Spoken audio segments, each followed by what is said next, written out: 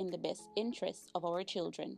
Parents, your relationship with each other should never affect the relationship you have with your child. Celebrate your children together. They deserve your best. A message brought to you by the Department of Probation and Child Protection Services. Contact us at 467-1311 or 662-6833 for more information.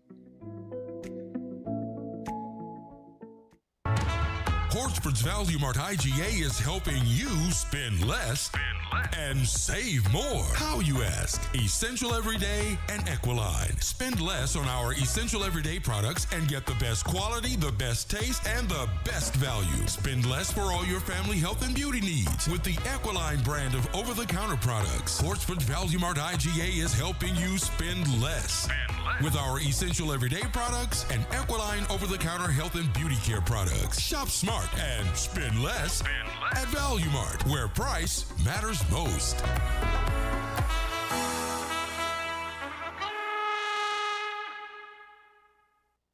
Do you want to know what's happening in sport? Tune into On the Ball, a weekly tour show which is on Win FM 98.9 every Tuesday from 7 to 9 p.m. with me, your host, Troy Biff Mills. We will keep you on the ball with our variety of guests and, of course, your calls, discussing the facts and the stats and sharing your opinions. Get on the ball and stay on the ball by tuning into On the Ball with Troy Biff Mills on Win FM 98.9 every Tuesday night from 7 to 9 p.m. and also on Facebook and YouTube. Be on the ball.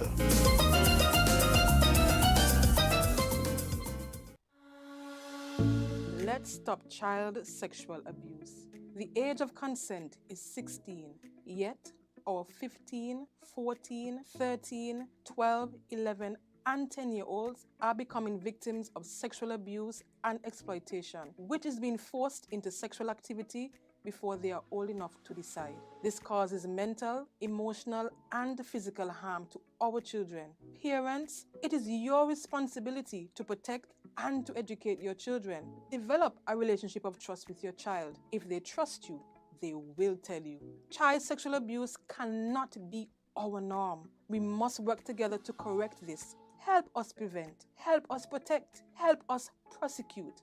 A message by the Department of Probation and Child Protection Services. Contact us at 467-1311 or 662-6833 for more information.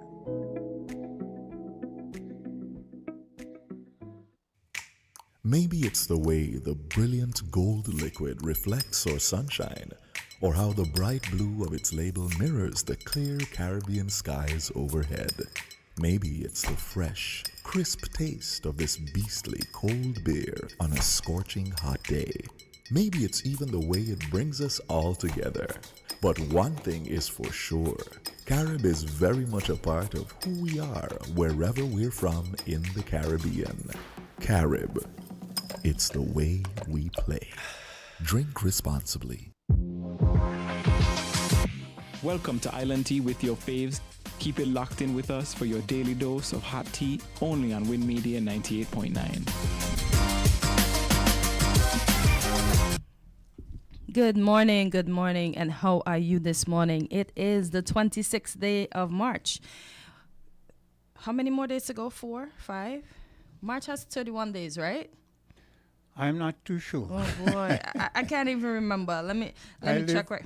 I yes, think 5 so, more days to go. 30 days has September, April, June, and November. Remember that? All the rest has 31 days except in February. Yeah, I remember. Yeah, but for some reason I couldn't. So we have days in this month before this month calls it quit for this year, 2025. I know the days are fleeting fast. I hope that you woke up this morning on the right side, be it the left side or the right side of the bed. But I hope we all woke up, or you woke up in good spirits and you're ready to take on your day. So good morning to the Federation of St. Kitts and Nevis, the regional and international diaspora. Remember our numbers that you can call if you have something that you want to discuss or you want to join in on the discussion. I'll start with the local numbers this morning.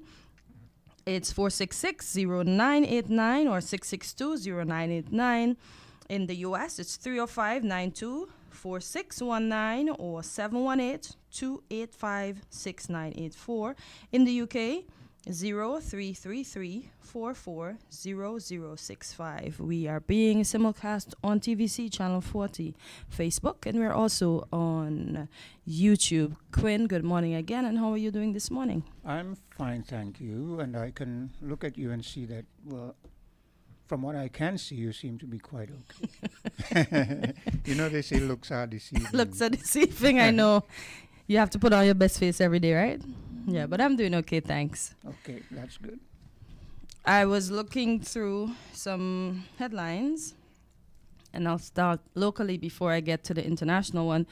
Or should I start on the international scene? Because the scenes that I see every single day on my cell phone or on the television is heartbreaking. You mean in terms of war? Yeah. Well, especially in Gaza. Yeah.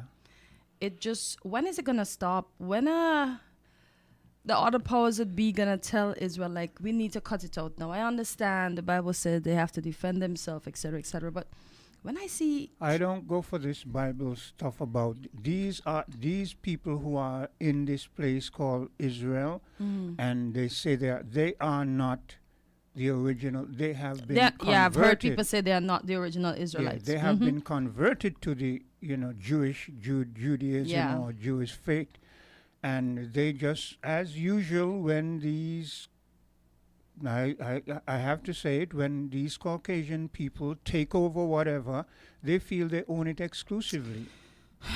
When I see the elderly trying to escape and they can't move fast enough, and then I see this man yesterday, he lost his son, and he says his son was from an IVF.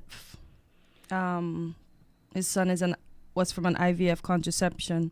I see an ex-mom holding an ex-baby, he's dead. And just to see these parents cradling these children that have so much blood on them. There's no way that this could be happening in the European body, and they just watch it happen. There's no way this could have been happening in the US of A against them, and they just watch it play out. You understand what I'm saying? When it comes to other people, especially people of color, that is what happens. If it is in Africa, if it is in the Caribbean, if it is in the Middle East, so-called Middle East, because that is in Africa, you know what I'm saying? So somewhere along but we see some changes, we see some changes in terms of people awakening. You see how the black Americans are not getting involved. They say it seems as if though the system wants them to go out in the street so they can have a mass, dealing with them how they did back in the day. So they're not getting involved. We see things happening in Africa where the African nations are waking up and taking over their own resources, some of them. So the world is slowly but surely changing. Changing for the better, I can't say, because I swear every time you turn the telly on, I don't really watch television. My uncle, that's his life. He's an elder now. He watches television all the time. So sometimes you pass and it's always something disturbing and it just hurts. We have a caller. Caller, good morning. You're live on Island T. Good morning. How are you all doing? Good, thanks. Yourself? Fine, thank you. Okay. When are we going to, when are you going to stop saying that those people who occupy the land of Israel are not the true Israelites? When is this going to stop? Okay, you enlighten me. When was this land called Israel, and who were they? Let me ask both of you a question. Prince. Yes. Are you a true Christian? Are you an original Christian? And the lady, your name just... I'm not. Let me answer. I'm not. Okay, but are you an original Guyanese? I am. That's where I was born. You I know where he's coming from. I'm not from Africa. I'm very sorry. Listen. Guyanese. You are an original Guyanese. Because you were born there. Yes, sir. So why those who born in Israel are not original Israel? Okay, I catch where you're. Why, Queen? and the rest of us who are called Kititians, who are born here, why are we original Kititians? We were born here. What if the original persons, the descendants of the Caribs who lived in Dominica, decide to take up arms and come back to St. Kitts to possess the land of their forefathers? Where would we stand? Okay, caller. Caller, I've been listening to you. I want to interject. I hear you, and what you say has merit. I'm not going to... One thing with me, I don't deny when someone comes with a plausible argument. I hear what you're saying, but let's look back to the history. And our problem why we angrily say this is because these individuals who were put there in 1948, they feel they own the place exclusively. Now, if they had decided we're going to share, I wouldn't have had a problem, and we might not have been bringing up this talk about they are not the true original. But I hear you, and what you say has merit. But what about the Palestinians that they met there? You know, so the Palestinians don't have any rights to be there. They should be killed. That is what you're saying. Let me ask you a question. You answered my question. I answered your question. What is the question you asked again? Let me I asked you if the Palestinians do not have any right to be there. They were there in 1948 when United States and Europe decided to put those original Russians in there. Okay, so they're there first. So I hear you. What you say has merit. I take it. It is plausible. But what about the Palestinians now? So what were they before 1948? You see, I asked the man a question. I asked the man a question. Mine, he asked me a question. I answered his question. I gave him credit that his argument is plausible. But he's now asking me. Instead of answering my question, he's asking me a question. I asked you a simple question. I asked you. Yeah. Go ahead. I asked you if they do not have any right to be there. Everyone silence. has a right to be where they were born. You see how he's broadening the perspective? Right to be where you see, you born. Individuals feel that... I know that. I know that's what you were coming with. Look.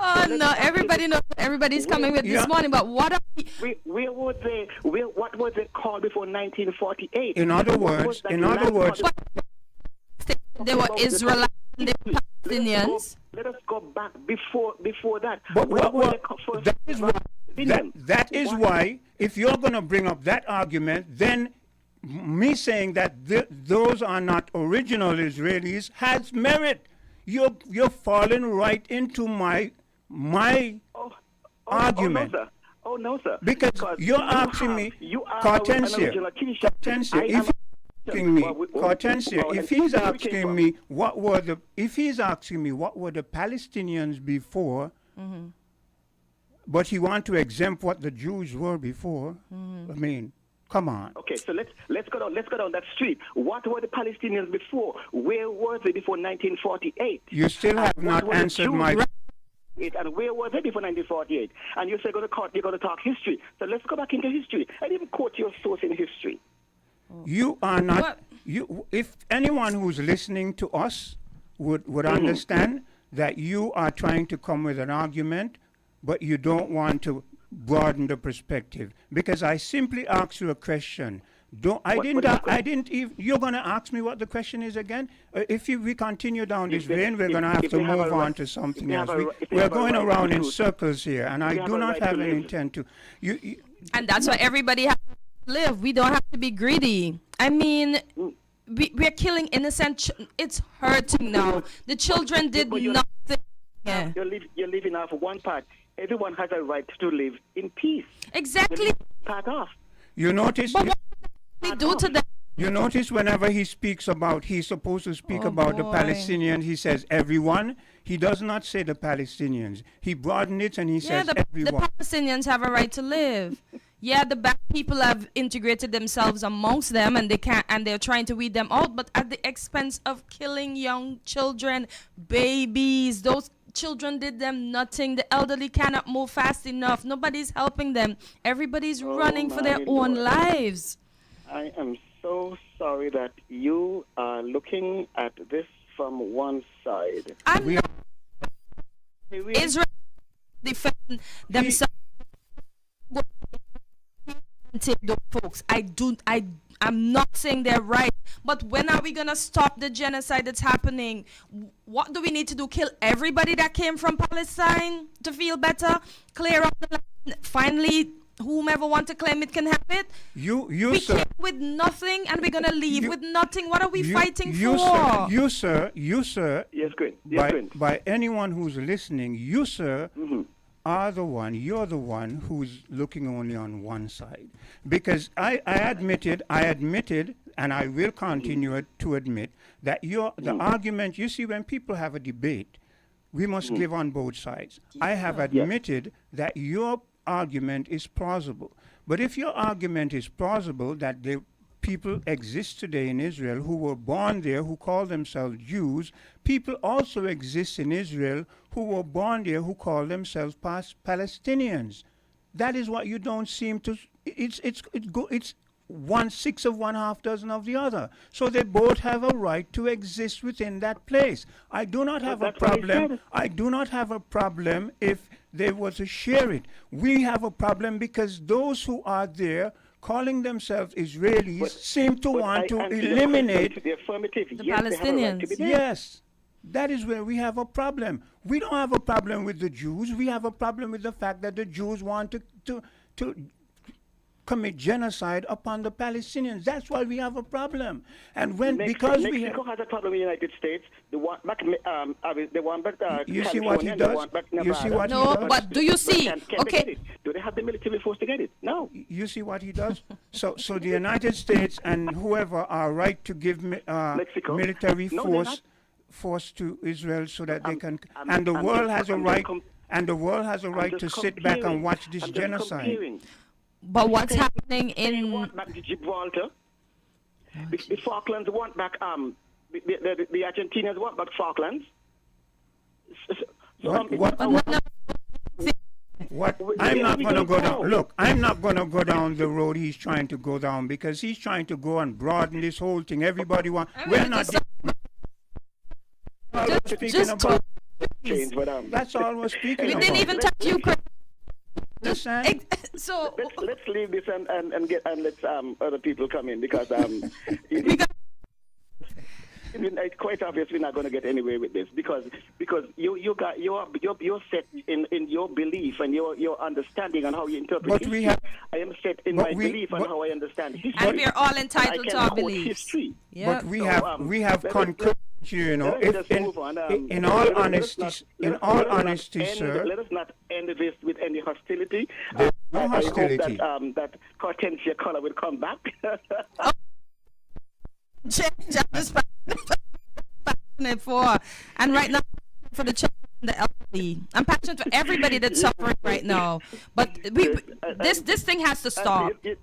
You know, this is the first time I'm calling for a long time, and I'm glad I got in, so I'm able to get my portion in. But you guys have yourself a wonderful day. Same to you. You take care of yourself, man. Same to you. You too, kind sir. Those are the kind of discussions. We're not angry, you know. We're just no, heated. not at all. We're just not passionate. Not at all. You know? Exactly. Hello. Good day, caller. Morning, guys. Good morning. Yes, the earth good day. is the Lord and the fullness thereof, and they that dwell therein. Yes. It's gonna burn up. Nobody gonna get it. Exactly. Jesus, what are we fighting for? Yeah, we come with nothing. I'm leaving with nothing. I can't even carry the pot alive. I can't. Kindle for the fire. Exactly. Kindle everything we hold on to, everything we grabbing for. It's nothing but kindle for the fire. God said He's gonna burn it up. What are we fighting for? The earth is the Lord, and the fullness thereof, people, and they that dwell therein. Let's seek Him. Let's seek Him. Let us stop fighting. I'll call back. Randy, thank you for your contribution.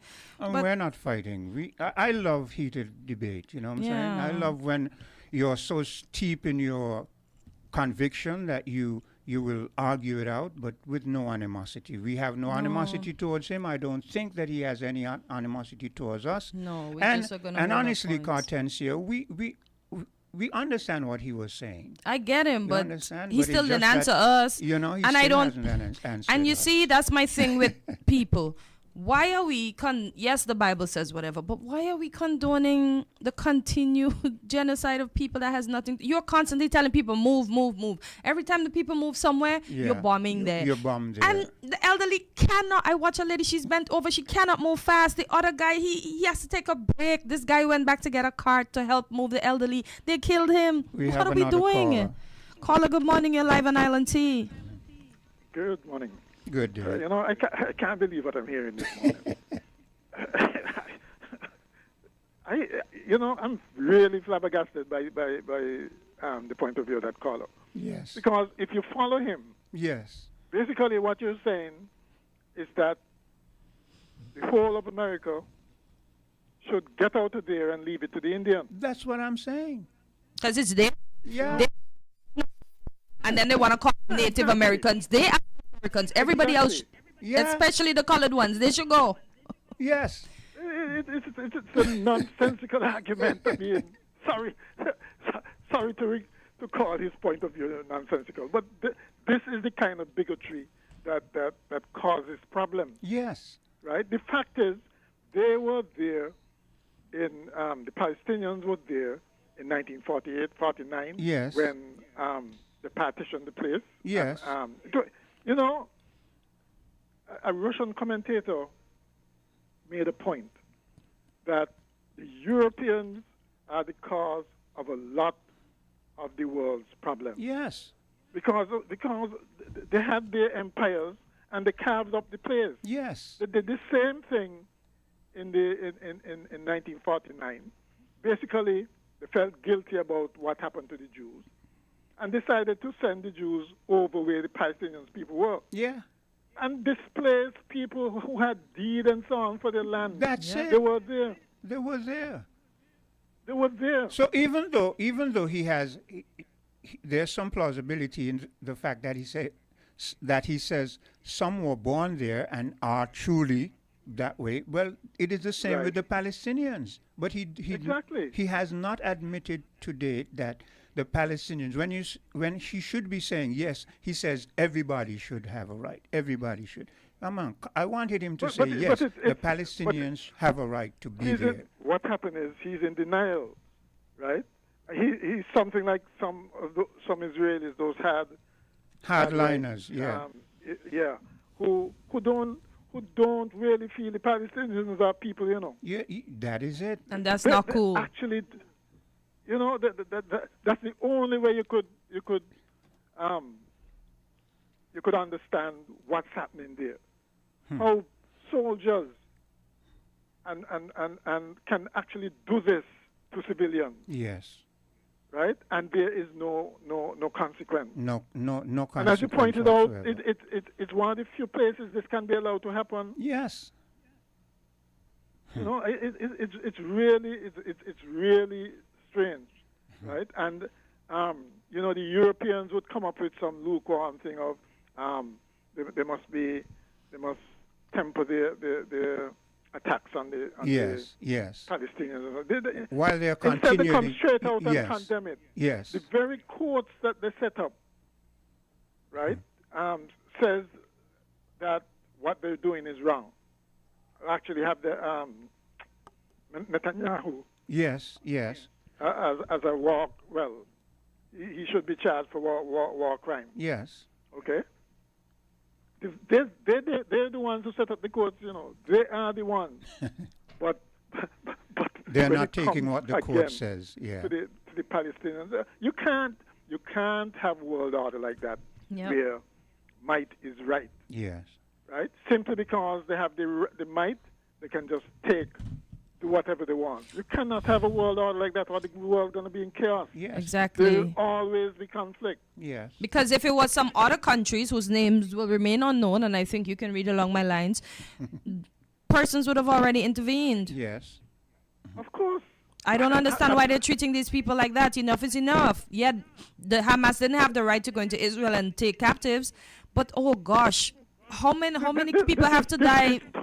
This is totally disproportionate, and that is why I say boy. they don't regard them people. They don't regard Palestinians as human. Mr. McMahon, what was the reason that the United States of America used to invade Grenada? Wasn't it that they said that we're going in to protect the few citizens that were in Grenada at the time? The citizens, right? Yes. That's one of the reasons. Yes. So let's take a picture of Grenada at the time. There are few American citizens there, and that justifies what America did. You understand? But here we see being played out on a daily basis, people in mass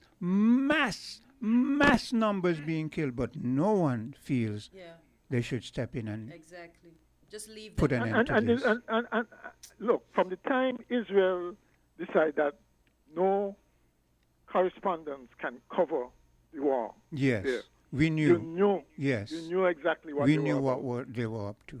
We knew. But you're gonna get the land, and what's gonna happen to the land? You really think the land is gonna produce when you decimate it like that, and they have so many chemicals in the ground? What do you want it for? I'm not even gonna to build Donald Trump's Riviera. Yeah. Yeah. But this is really serious. You know. I'm quite certain that I feel that Donald Trump would like a Nobel Peace Prize. Yes. For what it said, that's one of the reasons is excluding the Europeans and to some extent Zelensky from the talks with the Russians, so that he can claim that. Okay. This is the second time I've heard. This is the second time I've heard you bring up that point about. But when it comes down to, I mean, I could be wrong, but I don't feel that he's going to get anywhere near that. You know, not with. If you balance out the good and the bad, I mean, I hear what you're saying. No. Yeah. Well, Well, the thing is, the Ukraine war is a bloody war. Yes. And if he can claim that his approach ended it, it's quite likely that he'd be considered for it. But he's not going to be considered for it if on the other hand, you have what's happening in Palestine. That's what I'm saying. Continue to happen. Yeah. There's no way that's going to happen. That's my point. But you can't. The world can't go on like this. Really. It cannot. You have It should not. Double standards. Yes. You have these double standards and hypocrisy. Yes. Right. I mean, geez, man, it's kids, women, and children. And by the way, I am one who do not make the distinction between women and children and grown men. Yes. Right? To me, they are all human. That's it. And I agree. Every human life is I special. agree. They have this way of saying, including women and children as well. You know, right. You know? I understand where they're coming from. Because they regard them as innocent. Right? But to me, it's when you have that level of lives, that those numbers of lives being lost, yes, it's a tragedy. It's a tragedy. And it's unfortunate that one of the reasons that Donald Trump says he wants to end the war in Ukraine is that all these young lives are being snuffed out. You know, it's so many people, young people are dying. What's happening in Palestine? Yeah. It's a strange. I don't know the thought processes that go into this. Yep. Why people can have these kinds of double standards, but it's that's just the way it is. It comes down to it comes down to something that you said. They don't see these individuals as human beings. It comes down to that. They regard all of them as terrorists. Every one of them, including the babies just born. Yes. Imagine going into to take out the in vitro fertilization stuff. Yep. They know what they're about. They absolutely know what they're about. Yeah. And what's happening too is in the West Bank, where you have the settlers encroaching on the people that are there. They know exactly that's going to be the next front. You know, you're going to hear them try to take over that space as well. Yes. You know, and we wonder where it's going to end. But my dear Hortensia, I'm going to have to take a dig at you. With this discussion, I've heard you saying things like, we're all going to leave it, we don't own anything. But when it comes to Guyana and Venezuela, that's a totally different No, story, well, I'm going to right? defend because they're wrong too. They get to Who's nothing. The Venezuelans. They ain't get no. Listen, I ain't on nothing in GT, right? But you know I'm a proud Guyanese. Either way. Of course. But just like how I'm fighting for the Palestinians and just like how I would fight for the Ukrainians, I'm going to fight for my country. They're not getting nothing. They put anything over there. They had the oil. Did we go over by them and ask them for their oil? No.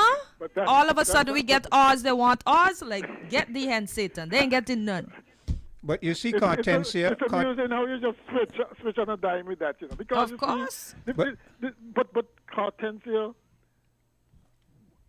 We don't own the earth. No individual exactly. or group of individuals own the earth. Okay? That's why they need to stop acting like they own Guyana. I didn't know. Did they share their oil with us? Did they say, Guyana, here, take some? But you see, Hortensia, there's another side to the argument, you know, because if we're going to say that the Europeans went and carved up the place, that is what is happening with Guyana. And because that's the same. Exactly. They have a treaty that they carved out that part for Guyana. That is a problem. Yeah. Exactly. Yeah. So if you're to be consistent, right? Uh-huh. Guyana and Venezuela should be sharing the land as good neighbors as well. No, they didn't share. We're not sharing now. Sorry. I agree, Miss... no. Quinn, they should be sharing. They were there. We were getting along fine. They're always encroaching on us. We're never encroaching on them. When they're not trying to fish in our waters, they're always doing something out of the extraordinary. Now we own with a little help. Now they want to come bully us. See, they're being the aggressor. Enough oil is on the ground. Why not share? That's what you're recommending for. But you see, you're recommending that for the Israelis and the Palestinians, right? That they share the land. Yeah, right? but they both occupy. They share it. So why can't that solution work? No. Here's the argument. They're making the Palestinian land smaller and smaller and smaller. Venezuela had their own. Guyana never come and say, oh, lend me some oil or fight them down for their oil or whatever. If Guyana needed to buy, they bought. Okay? Okay. But now that we got our own, now they want to lay claim to it. Don't belong to them. Do the original Amerindians, if the original Amerindians say, that's our land, that's our reserve, we're accustomed to be there, and claim it, what would you say? It's theirs. We come meet them. Fair enough. I think she's only saying that. No, but it's theirs. I am of Amerindian descent. It's theirs. These people were there before us. Just like how... Oh, you should be saying, it's ours then. You should be saying it's ours. Because the land is my land. It's your land. It's everybody's land according to the Guyanese song. But it's not Venezuela's land though. No. Anyway, we're due a commercial break. Doesn't that sound a bit selfish? No, it doesn't. It sounds very good because they had theirs and we never claimed anything. Because you're Amerindian, you're saying it's ours. No, what you about see? The Guyanese who came from Africa? I don't know. Well, all of them own it. I didn't come from Africa. Mr. McMahon, and Hortensia, we're due a commercial break. Let's take that, and we'll be back. And if you want, we're different. We're 98.9. 98.9. Win FM. Let's get real on Win FM. Hi, this is Lavi. Let's get real Wednesday nights at 8 on Win FM. Get ready for an hour of real talk that will keep you engaged and informed, bringing you insights, the hottest topics of the moment, and perspectives that matter from the runway to the political arena. Real talk with Lavi covers all. Let's get real Wednesday nights at 8 on Win FM. Got itchy palms? That's a sign. Money could be coming your way with Scratch and Win from Caribbean Lottery. It's the easiest way to win instantly. No waiting, no fuss. With tickets starting from just $2 up to $20. Win over $35 million in prizes. The higher the price, the bigger the prize. So scratch today for your chance to win up to $200,000. Available at Caribbean Lottery agents island-wide. Must be 21 years and older to play. You ever hear Earthquake call and say, "Hello, Miss Lee, yes, it's me, Earthquake, I come in Tuesday around 10? No, sir. Earthquake does arrive unannounced, and when it come, it shake all sense and sensibility out of we. Remain calm, stay inside, and do the DCH. Drop, cover, hold on. Once the shaking starts, you know it's earthquake. Make a quick move to a safe place. Don't run to the door, we are in the exit. Stairs might broke up or full of people. Elevator, avoid that, because you might get in and poof, power gone, and you're stuck in that box without ear. Take cover under a strong table or a bed, or crouch against an inside wall or in a corner, and cover your face and your head with your arms. Remember, DCH, drop, cover, hold on. Glass windows and doors, outside walls and doors in an earthquake, bad news. Take care yourself. Most injuries during earthquakes happen when something drop and hit people entering or exiting a building. Last thing, nobody run outside and ask, you feel it, you feel it? Remain calm, stay indoors until all the shaking stop, and do the DCH, drop, cover, hold on. This message is sponsored by the Australian Government, AusAid, and produced by NEMA in collaboration with Win FM. Hop into extra cash this Easter with TDC Financial Services. Need extra cash for your Easter celebrations? Whether it's shopping, home upgrades, a weekend getaway, or a fresh start. With TDC Financial Services Easter loan promotion, you can borrow up to $30,000 at low interest rates with affordable repayment terms. Getting your loan is quick and easy. Just visit any TDC Financial Services branch in St. Kitts on Central Street and in Nevis in the Longstone Building on Main Street in Charlestown. But hurry, this Easter offer is only available for a limited time. TDC Financial Services, where money is made easy.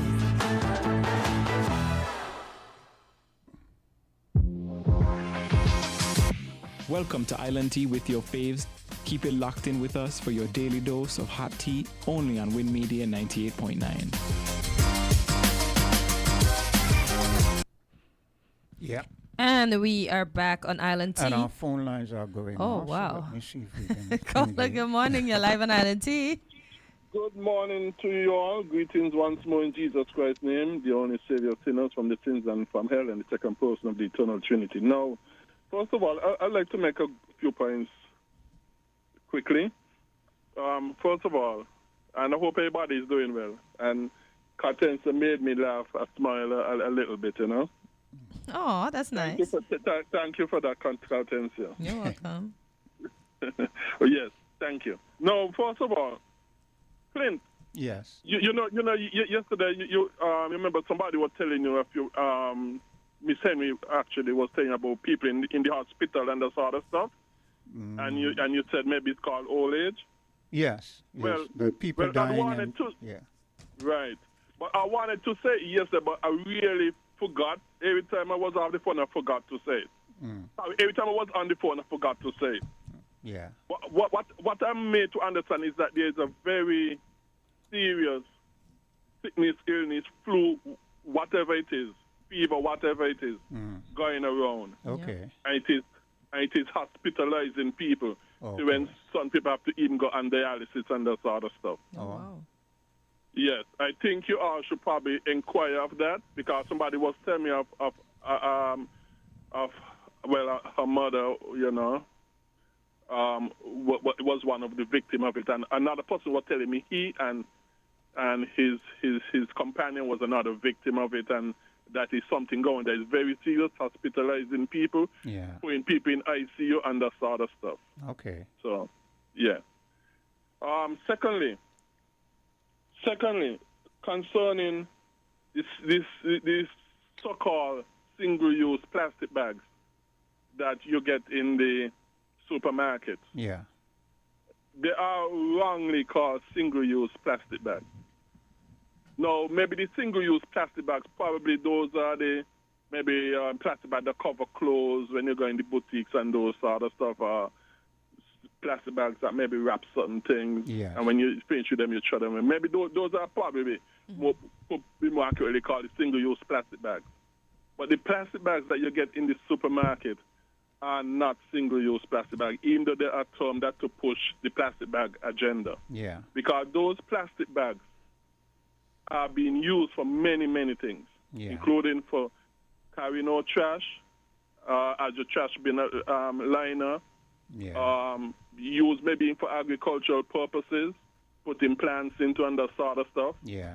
They are not just used for one thing. And not only that, what they have found, and I have read, is that in places, well, you remember when COVID was going on, there were some states that revoked the single-use plastic bag bans. Mm-hmm. Because when you use the reusable bags, a lot of people, most people, I would say the overwhelming vast majority of people do not wash them as they ought to be washed. Yes. And because of that, a lot of the germs and viruses also get stuck on the bag handles and that sort of stuff, and you transfer them to other places wherever you touch and that sort of stuff. Yeah. And so they are looked at as a contributor to the spreading of sicknesses. Those reusable bags, because people do not wash them as they ought to. What they also realize is that when you ban the single-use plastic bags, the buying of garbage bags increase. And not only that, add to the add to the reusable bags that are weightier than the plastic bags. What they found is that the garbage at the landfills and that sort of stuff get heavier in weight. And actually that ends up being worse for the environment because your garbage now have become heavier because those things are heavier. And so it actually makes things worse for the environment. So there are other sides of the issue that we are not being told that would take people like me to expose them, because when people have an agenda, we tend to not speak about the other side of the issue, the pros and the cons. Yeah. No. And so I think wait, our government is making a bad decision. You said it's an agenda, and I see there's an article on winfm.com that says basically the Prime Minister is saying it's not an agenda, it's just for a healthier nation.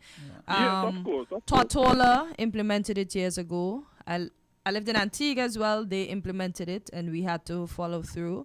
And a few other islands have done it, and it's worked. In the UK, most people bring their reusable bags. And in Tortola, when they did still have plastic bags, it was 30 cents per bag. And nobody wanted to pay for bags, so everybody eventually followed the trend. Now, we normally see where plastics end up, be it in the ocean, it's stuck in drains, it clogged the guts, etc., etc. So why is it so hard for us to let go of that and have something different? I don't agree with them saying biodegradable bags are not going to replace the single-use T-shirt bags, because I think that will be a good move as well. But I'll ask the questions when they do come. But we don't need plastics. Well, like I said, those reusable bags and so on, they spread germs more. Okay? They spread sicknesses more. But it's up to us to take care of our items that we use daily, what Greg. most people don't do. Yes, it's up to us, but that is what the overwhelming vast majority of people are not going to do. A lot of things we are to do that we just don't do. No? I understand. I can agree with you on that. No, and like I said, the garbage, the weight of the garbage gets heavier. To me, the single plastic bag use is just a way around for the government not punishing people when they litter. You know, because for example, I once had an issue where somebody put some stuff in my yard, some litter in my yard. And I went to solid waste, I went to lawyer, I went to police, and everybody was sending me around until one day, the head of the SSMC, the solid waste thing, was on Win FM. That was this time about years ago, during Tony's time. And the man sent me the reason why nobody did nothing where garbage, where the person is concerned my yard, trying to litter my yard, it's because no lawyer want to be known as the trash lawyer. So these was just these bans and say is just ways around for government not taking actions against people when they litter. So you really think since the government is doing away with this single-use plastic bags that littering is going to stop, or it's going to be less? Wait, no, it's not going to be. Obviously, it's not going to be because once the government ain't do nothing about it, it's going to still continue. But what I'm saying that these garbage bans is just a way of justifying them not taking actions against people littering. That's all I'm saying. Well, I would not. Say that they're doing something. I would not disagree with you on that. I think that. No, I would not disagree with him on that because I am not going to debate the part about discontinuing the so-called single-use plastic bag. Where I stand with him is that rather than enforce cleanliness, right? Because if you were more strict on that, people wouldn't just litter all over the place. That is where I agree with him. Because you go to some countries and you can literally eat off of the floor. You understand? Yeah. But another issue I would like to take up is that Clint, yesterday me and you had a talk and you were saying that I should give Miller about 5 years into his presidency for me to start singing songs. I didn't say 5 years. I said give it a longer term. Let's see how it plays out.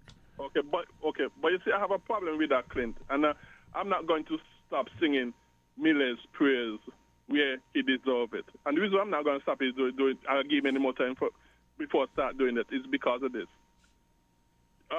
Ibrahim Toure of Burkina Faso came into power in September of 2022. Yes. And not too long after that. Yes. People is singing his praise. People are singing his praise. But we're not saying. But where we differ from you, Greg, is that we're not saying he's the best in the world. That's where we differ from you. We commend what he's doing, and we are watching it play out, and we hope for the best, just like with anyone else. But you went as far in the short distance. Now, if we were to do the same with what is happening in Burkina Faso, I think it would be a little bit premature also. We're not saying that he's the best in the world. We're saying he's doing some good and it's plausible and so on and so forth. But you have ventured to say this individual is the best in the world in that short period of time. That's where we kind of differ. Yeah, but what I'm saying, just like how people singing his praise in their way of doing it, I'm going to be still singing my praise. And nothing is wrong. In the way that I see best. And nothing is wrong. Nothing is wrong with that. And if I see best to ascribe him because of what he has been done so far as the best leader in the world, sorry, I'm going to continue be singing that praise. And that is your right to do so. But we also have it is our conviction that give it a little time. There's nothing wrong on either side. You're not wrong if you want to designate him as the best in the world. We're not wrong in saying we're going to watch it play out. The leader of Burkina Faso? No, he's speaking about the leader of Argentina. Okay. Miller. Yeah. But let me go on to another quick thing, Quint, and this should be the last point because I'm going to try to make two into 1 point. Now, concerning the Israel, Gaza, Venezuela, Cuba, and so on places, like I've said yesterday, the reason why these places and other places too, because America is also going into problems as well. So there's no exception. The reason why we see this suffering and these evils and these wrongs and so going on in all over the world is because we are disobedient to the word of God, and God punishes nations, God punishes people for the disobedience to his word. And that include all these countries that we have named, Gaza, Cuba, Venezuela, and you name them all. And it's sad to say, but even the righteous in those countries are affected by the sins of those who are not obeying the word of God. Because you have a lot of Christians, you have Christian brothers in Gaza and Palestine that are also suffering, being bombed, being killed, being murdered, and that sort of stuff. So even Christians get affected negatively when God starts to punish a people for their disobedience to His word. And the true Jews are not Jews by blood, are not Jews by heritage, are not Jews by ethnicity. The true Jews, based on Romans chapter 2, verses 25 to 27, are those who are true Christians. Those are the true Jews. Under the old covenant, being a Jew was based upon your nationality, your ethnic, your bloodline, that sort of stuff. So under the new covenant, being a true Jew is whether you is a true Christian or not, because that is what the word Jew means. Jew means a heart of praise towards God, and only true Christians do that. Mm-hmm. And so, and there's a very bad teaching that is going on for maybe no more than 300 years now in the church. That is called dispensational premillennialism, which most of the churches preach, but that was not so during most of Christian history, church history. But it is but recently it has become the dominant teaching in that particular area concerning prophecies and that sort of stuff, and concerning the Jewish people. And it is a very bad teaching, dispensational premillennialism. It is dominant in the Baptist churches. It is dominant in the Brethren churches. It is dominant in the Pentecostal churches, and you name them all. Mm. I don't think it might be so dominant in the quote unquote mainline churches. I would be very surprised if it's dominant there, but I don't think so. But it could be. Who knows? Things changes. Yeah. But it's a bad teaching that teaches God has two people, the nation of Israel and the church, and that before the tribulation there's going to be a rapture, and that the Jews even look like they say even more than the church are God's people. No, the God's people are the true Christians, who are the true Jews, are based upon Romans chapter 2, verses 25 to 27. The church is that. You see that part? You see that latter part that you stated? I have always had an issue with it because, even in the faith, the so-called faiths, they have segregation. God's people are the Jews, and so what happens to the people who aren't the Jews? And so you see, and these are the things that have trickled down and caused all these strifes across different, things. So I agree with you. So I agree with you on that part, Greg. Mm-hmm. Yeah. Yeah. Yes. And people, like I said, this dispensational premillennial teaching that was started by two men. Well, it was started by John Nelson Darby in England, and it was popularized a lot more by C.I. Scofield with his Scofield Study Bible. That promoted and catapulted that wrong, erroneous, false teaching in the church. Now, I'm not saying that people who believe it are not Christians. I'm not saying that. A lot of Christian brothers believe that, but that belief that they're holding to is very wrong, and they need to repent of it, because it's not biblical. The true Jews are the church, the true Christians. Okay. And the church is the true Israel of God, according to Galatians. Thank you very much. Appreciate your time. Okay. Thank you. So, Cortencia, is there anything else on your plate? I was just looking at something, but it disappeared. This is why sometimes I really can't stand social media. But I see there was a passage of the Integrity in Public Life Amendment Bill, and I also saw, it's funny enough that Greg spoke about the president for Burkina Faso. Yeah. He has declared his assets, and he has recommended that everybody else does, and they should not inflate what they have to seem rich, and that if they do and if they don't declare, they will be dealt with accordingly. And I know they're dealt with accordingly, and those parts aren't good dealt with accordingly, right? Well, I think hopefully people will, because I don't know, people seem to he's leading by example, and people seem to follow, so I don't know. Hopefully people will declare and not try to hide what they have or inflate more. Yeah. As he said, don't inflate, don't hide, or else you'll be dealt with accordingly. I'm hoping I can. Every time you go on Facebook, you see something, you read it. By the time you go back in, it changes to something else. And it's funny enough, we're talking about what we own, what we don't own, what we can't take, how we leave it empty.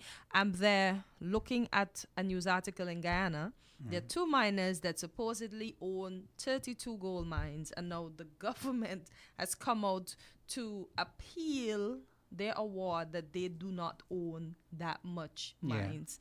And mind you, one's Indian and one's black. I guess they're in collaboration. Yes. So it's funny enough that they're going to fight against their own kind. And as the person that posted the article said, soon the simple man in Guyana is not going to own anything because they're basically going to want to take everything from us. And it's sad. Because that is one of the reasons I don't believe in, I disagree with Greg on this free market capitalism thing, because what happens is those who have the money, they just keep acquiring more. They just keep wicked. acquiring They're just more. greedy. We just are greedy people. But Jesus must be sitting down and say, why did I even think these people would have done a good job down here? Oh boy, I wish Adam didn't mess up and all. We would have been living in that garden in peace and not even knowing that we didn't own nothing, including clothing. It's that's a funny way of putting it.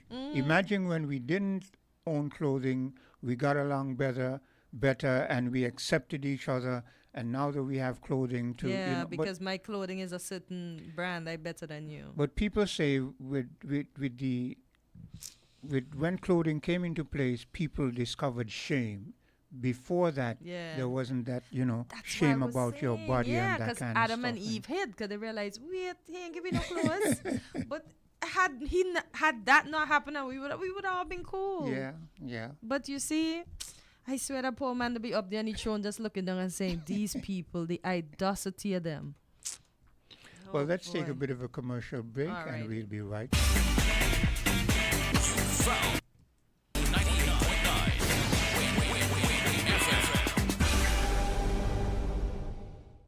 Got itchy palms?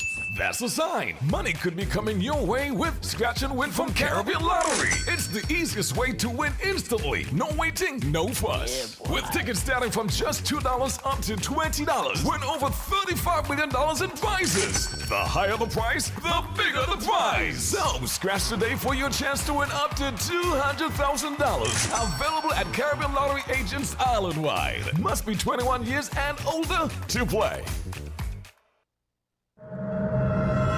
If you live in low-lying areas, be aware of the possibility of tsunamis immediately after an earthquake. A strong earthquake lasting 20 seconds or more is a natural tsunami warning. Do not wait for an official warning. Gather your family members and evacuate immediately after the shaking stops. Don't delay. A tsunami could occur within minutes. This message is sponsored by the Australian Government, AusAid, and produced by NEMA in collaboration with Win FM. Want to earn your degree from a U.S. university? Qualifying Caribbean residents can study 100% online at DeVry University with 50% tuition savings and a waived application fee. Don't miss this incredible opportunity. Restrictions apply. Visit partner.devry.edu/Caribbean today. Tune in to Creative Voices, the ultimate radio call-in program where innovation meets inspiration. Join me, Dr. Sarah Owen, as I welcome brilliant Caribbean creatives and innovators for engaging sessions that promise to spark your creativity. Don't miss this unique opportunity to interact with our guests, ask your burning questions, and gain insights that could elevate your own creative endeavors. Tune in every other Friday from 10 a.m. to midday. Get inspired. Let your voice be heard. Mark your calendars and prepare to embark on a journey of creativity and innovation with Creative Voices. Welcome to Island Tea with your faves. Keep it locked in with us for your daily dose of hot tea, only on Win Media 98.9.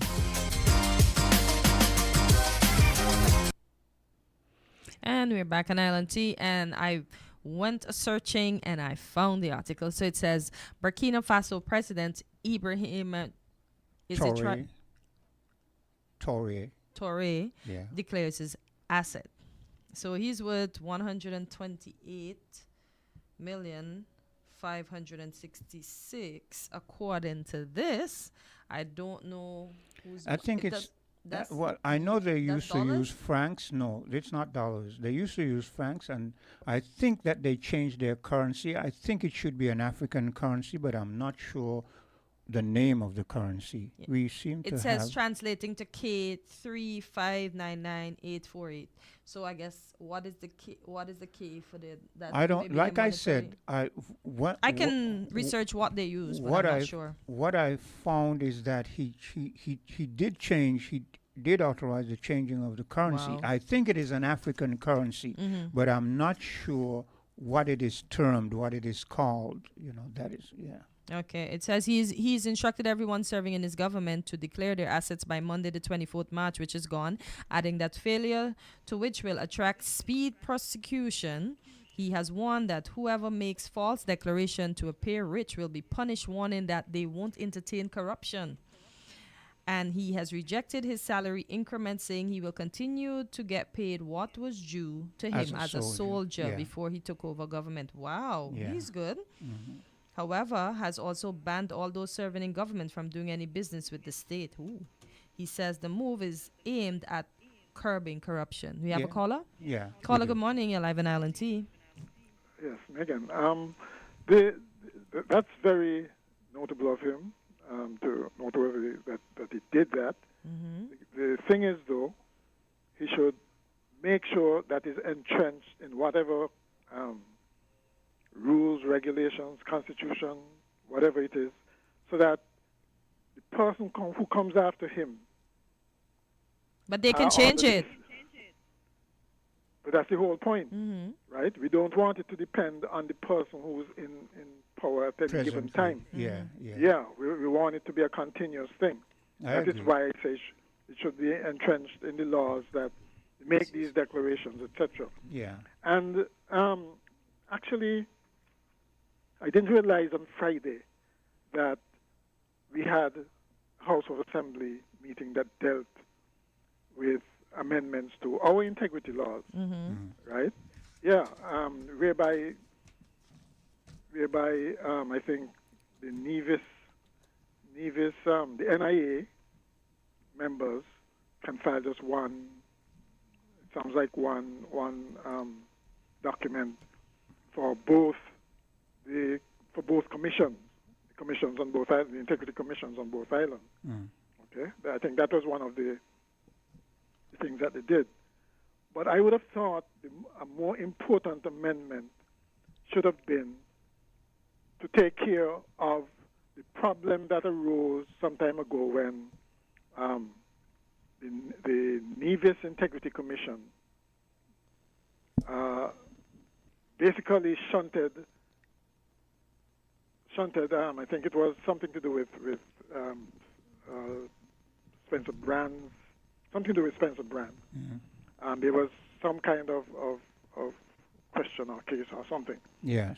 And it basically said it was not in their jurisdiction to handle it. And basically shunted it over to the Federal Integrity Commission. But Spencer Brand is not a member of the Federal Parliament. Okay, so that you see the conundrum there. Yes. And right, I would have thought it would have been should have been dealt with soonest, but it wasn't. Okay, and to me, I still get the impression, honestly, that they're just making cosmetic changes. Yeah. And not really committed to this. Yeah. One thing, something like this shouldn't take 2.5 years to do. Yeah, I agree. Right? Get right. And secondly, they haven't done anything about the Public Accounts Committee. Yeah. How could you have something that's in the regulations that you should have a Public Accounts Committee, preferably chaired by the leader of the opposition, and you don't have one? Yes. That makes people suspicious. It doesn't give people confidence. But that fits into your argument that you feel, and I will agree with you on that it seems to be more cosmetic than going into the relevant aspects that will really make big changes. Yeah. You have to. These things have to be seen to be applied, because it's not enough to say you have them, or even to say that most people. What we need, right, is for the Integrity Commission to be able to issue, let's say, like a certificate, because this isn't just for the people who file. This is for the citizens who employ them. Yeah. Right. Issue a certificate saying that such and such a person is in compliance, such and such a person is not. Right? We're not asking for the details of what they have and what they own and how much they make and those kinds of things. All we want is some kind of certification saying they are compliant. Okay? That is what we need. Because in the absence of that, we have no idea of what's happening. So what's the point? Yeah. Okay. And you realize that it was the DPP who seemed that he was prodding the commission to do its work. Saying that he was waiting for basically on them to say who is not compliant. So that he can prosecute. Right? It should not be like that. The Integrity Commission should be seen to be working, and they're the ones who should, I wouldn't say police themselves, even though they should police themselves, but they're the ones who should have the authority to issue these certificates. And, of course, any system that is set up, any entity that is set up, itself should be, there should be oversight of it, whether parliamentary or whoever. Yeah. There should be oversight of it. I agree. That's not happening yet. Yeah. One other thing with the plastics. I don't know if other people are like me, but I got a lot of plastic stored, and because it's so handy for other things, not just putting garbage in. And there are lots of other uses for those. I'm talking about the usual Rams Horsford plastic bags that they give out. Okay? I do too.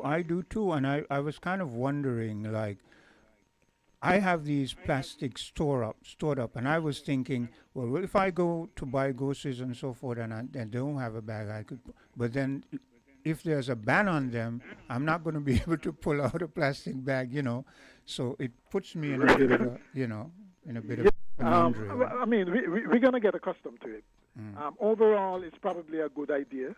It's just that in thinking about it, as Greg said, the bags eventually, reusable bags eventually don't become hygienic unless you wash them. Yeah. And of course, and even the things like the bins. What are we gonna buy the regular plastic that we use, that we line bins with? Are we gonna just throw the garbage inside the bins like that, which is more insanitary, I would think? Yeah. And the point, he also made a point about the garbage becoming heavier, because when you have these lot of different plastics, when the garbage man comes he can pick them out individually, but when he has this big thing in the, to pull out, it could be rather cumbersome. It's going to be. Yeah. Yeah. Well, not so much that, because I think they can handle it. Or the trucks that they have, it has a mechanism that can tip the bins. I think they don't always use it, but I think because of the fact that a lot of people use the plastics, those single-use plastics for their garbage, they just take them out and toss them, right? Yeah. But they probably won't be able to do that anymore. So it's going to be a change that we have to be thinking about. I know, for instance, remember visiting a place. We're gonna have to break soon because we have some other guests already seated. So make your point. Finish your point. There was another place that I visited that when you go there, they have the ban. Yes. Okay. But if you don't have your bag, well, of course you can buy one there, but they also give you a carton, an empty carton to put your garbage, put your groceries and so on in. Yeah. So that they might have to do that in the interim while we get accustomed to walking with our shopping bags. Yeah. All right then. Okay. Well, we'll take a bit of a break and we'll be right back. WINN is 98.9. 98.9 is Win FM. Unlock the secrets to a healthier you. Join Dr. Natalie Osborne every Tuesday at 8:30 a.m. on WinFM 98.9 for Weekly Dose. During this 30-minute health discussion, we aim to educate and empower our listeners on the prevention of diseases, early diagnosis, and timely intervention. Don't miss out on this informative health talk where we teach you to live your best life. Weekly Dose, Tuesdays on WinFM 98.9. We run things are on we. Basta, living color, do it differently. Basta, large and in charge, like for the party. Basta, we set the pace, then everybody follow it. 7 flavors, best taste. Basta, bolder, better, better. Pick your color. We set the pace, then everybody follow it. Basta, live in full color. Hey, have you heard about the water shortage in our area? Yeah, it's pretty serious. I've been trying to conserve water as much as possible. Me too. I've started taking shorter showers and turning off the faucet when I brush my teeth. But that's great. Another way to save water is to fix any leaks in your house. Oh, I hadn't thought of that. How much water can a leak waste? A small leak can waste up to 20 gallons of water daily, which can really add up over time. Wow, that's a lot. And have to check for any leaks in my house. But another good tip is to only run your dishwasher and washing machine when they're full to save water and energy. I'll keep that in mind. It's important that we all do our part to conserve water, especially during this shortage. Absolutely. Every drop counts. This message was brought to you by the St. Kitts Water Services Department. Learn more at water.gov.kn.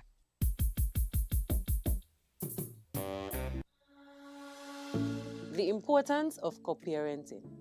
Every child has the right to bond with the parents that gave them life. Children are happiest. Welcome to Island Tea with your faves. Keep it locked in with us for your daily dose of hot tea only on Win Media 98.9.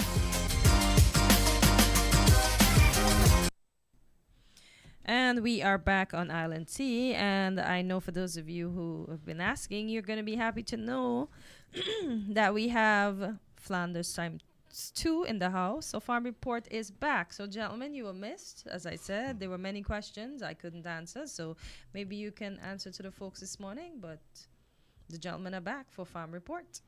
And thank you. Good Thank you morning very much. You're to all the welcome. listeners. Happy to be back in Win FM studios. And the Farm Report is here. We are back. Consortium is still around. We haven't gone anywhere. So I'm just happy to be here and report on farm matters. With me today, I'm Troy Flanders. With me is my younger brother, Kyle Flanders. Hi, good morning, one and all. And I guess Happy New Year, I guess, from Farm Report, even though the year kind of stale by now. But we're back. We're just in month 3. Okay, good. We end first quarter. First quarter still. Yeah, indeed. Indeed. We are here and hopefully here for the long run to bring the issues that are plaguing, affecting the farming community, and even the good news that as we get them, we'll just share everything. Yeah. And today I want to emphasize on our planting program, which already started. We have available at this moment bell peppers. Yes, so for those who are looking bell peppers, you can check the department. You can start your members. We have bell peppers there. And there are other commodity that is available from consortium members. We have some have carrots, nice, sweet, jumbo, local carrots, yeah, and tomatoes.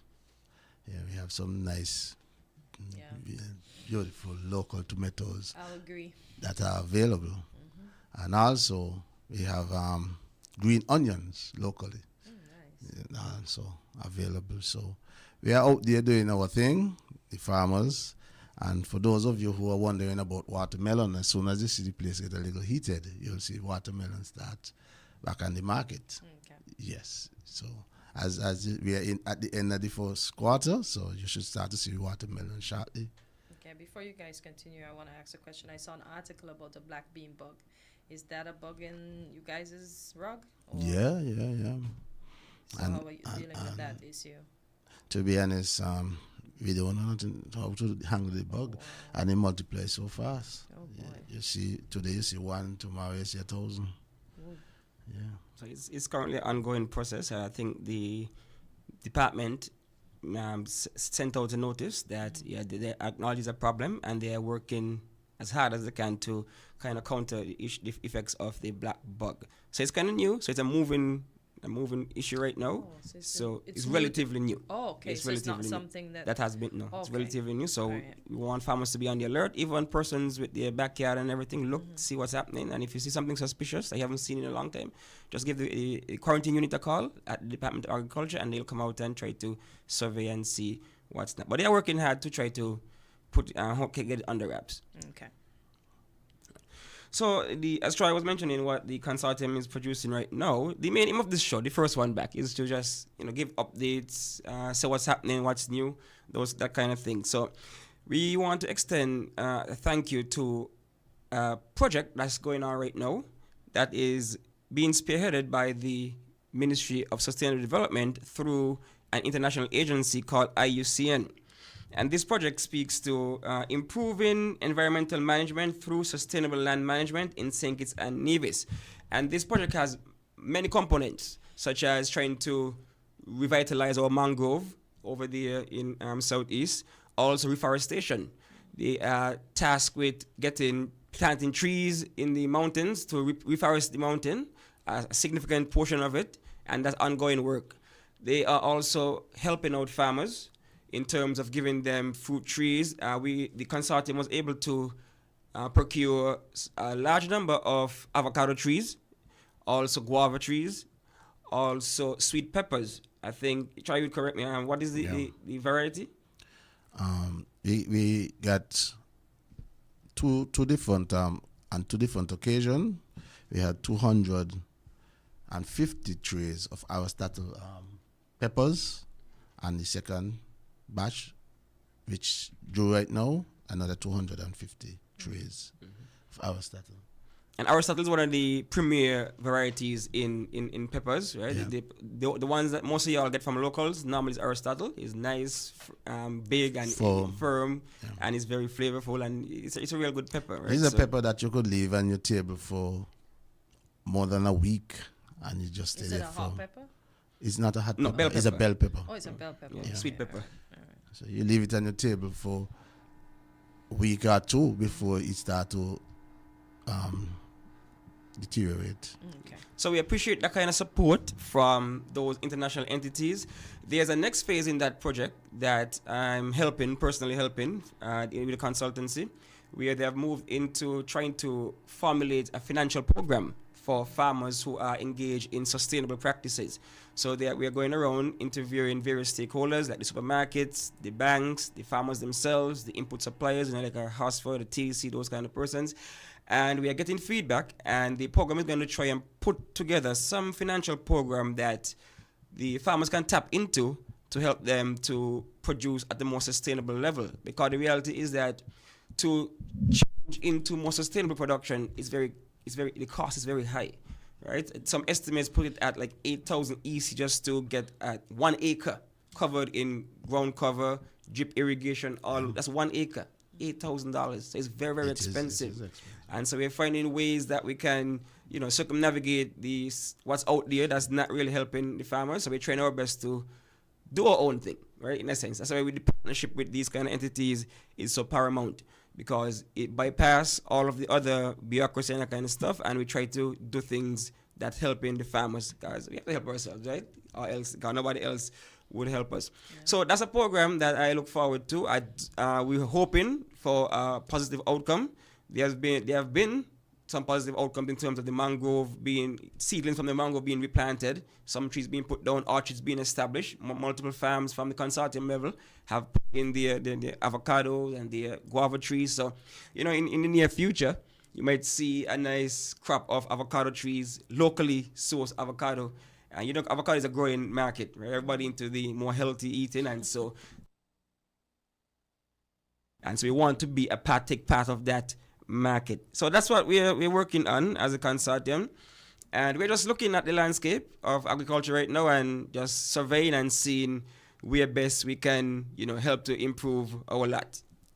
But I encourage the locals to go out, and when you go to the supermarket, ask for local. Yeah. Insist that, are these local? No, well, I don't want any, right? But before, when you go to certain supermarkets, you saw local jumbo carrots. I just saw jumbo carrots, so I was wondering if they were local. Oh, the thing is, that caught me off guard too. Like, I went to the supermarket, it was prepackaged, so I assumed it was local. It's not. It is not. Rip off. But the thing is that we have some jumbo local carrots available right now. It's unfortunate that some of the supermarkets does not carry it, and the Marriott buy a lot. So why is it the supermarkets aren't carrying it? If I don't know. Because I buy the jumbo one, assuming that local is just missing from the packaging. I thought so too. Like as you said, and now to find out it's not. Yeah, but we do have available. Yeah, because I bought the imported tomato because I had no choice, and then I see an abundance of local come out, so I buy my local, and my local is still in my fridge going strong, and the other boys in the fridge. But I will advise you put it on the table. The local ones? The tomato. Which one?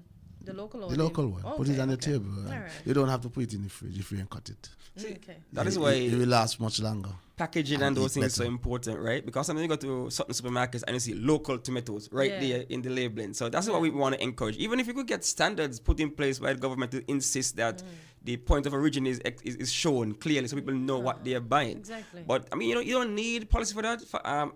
Supermarkets can take it on themselves because that's part of marketing, right? But the reason why MARCHT might be one of the larger consumers of those things because there's no aesthetics to think about. It's in the back, right? So you don't prepare everything in the back. You don't have to put anything display out there. So the jumbo, some people think it's not. Jumbos look cute. Some people think it's an ugly look, but when they eat it, they taste it. The cakes that are made from it, the juices are made from it.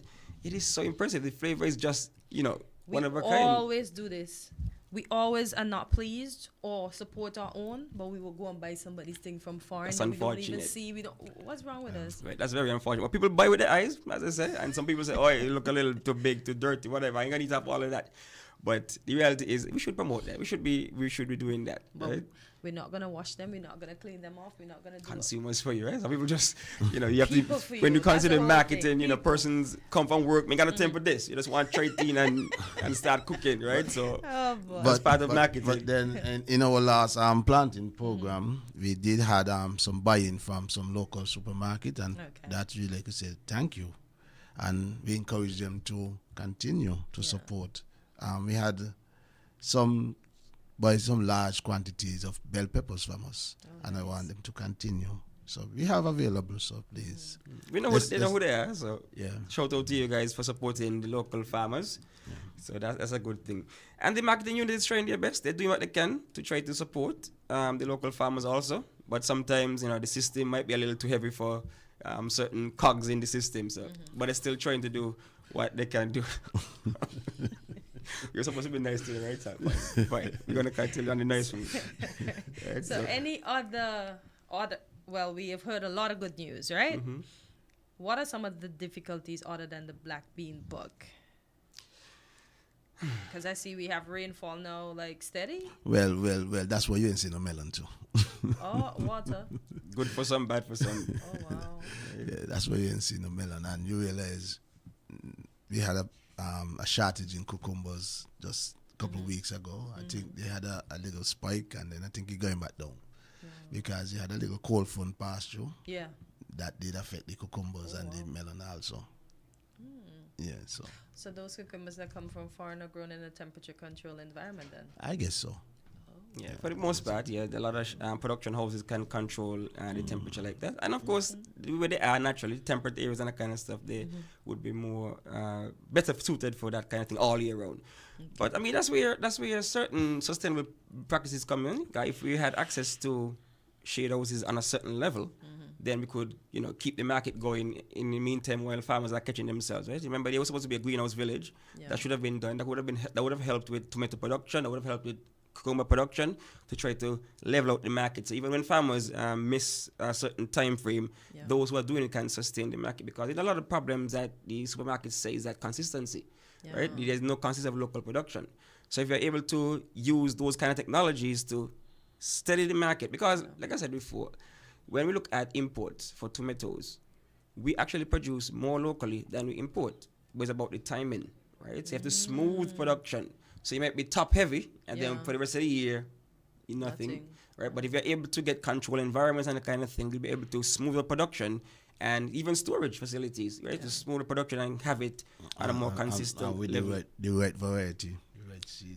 Right, exactly. So all those are problems. I mean, farming inherently is risky, and there are always some chance of something. That is why, as a job, is for the brave of heart, right? Because not everybody can withstand some of the knockbout that they get, right? Because you've seen where farmers, pigs just come in, root up everything. You gotta start from scratch, and so you got a big back to be in this farming thing. And how is that being controlled with our pesky monkeys and the animals? How detrimental has that been thus far in the year when it comes to farming? I will try and answer that. He's on the farm, and literally on the farm. Well, so you actually want me to talk about pig? Yes, go ahead. I know you had some problems, serious problems. Yeah, I lost 3 consecutive potato crops through the pigs, right? But somehow I understand that those pigs that passed through, they're no longer with us. So that's good news. Okay. But we still have the problem with the monkeys. Yeah. And what are we doing about that? Are we encouraged to unalive them? Let me say it in a nice way. Well, I know the department and the ministry was doing something, right? They had traps and so on. They had people going around and taking care of them. But I think the level in which the program is, I think you need to step up a little more. Because it seems like the population, if you take out 10 monkey today, you come back and you see same 10. You ain't seen them decreasing.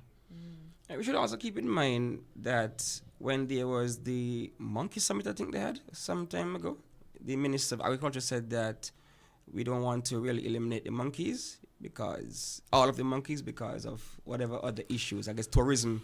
I mean, that's the face. And I get that. That's the face, I think, is in a sense the perfect monkey, right? Yeah. You see that all over. So because we see the bunch over at what is it called, that beach over there? Good, but those would migrate. If you eliminate them over, they're gonna migrate and go elsewhere. It's an invasive species, which means that it's gonna cause insects, right? So that's a debate, right, between agriculture and tourism. How we're gonna balance this thing. But those are steps that when a person says things like that, you kind of want to know what's happening. Because recently at the press conference, the minister said that we don't even want to eliminate the donkeys and the monkeys too much, because for whatever reason. Tell the farmers that are losing crops time and time again from these same pigs, these same donkeys, these same monkeys, right? So it's a debate to be had, I guess.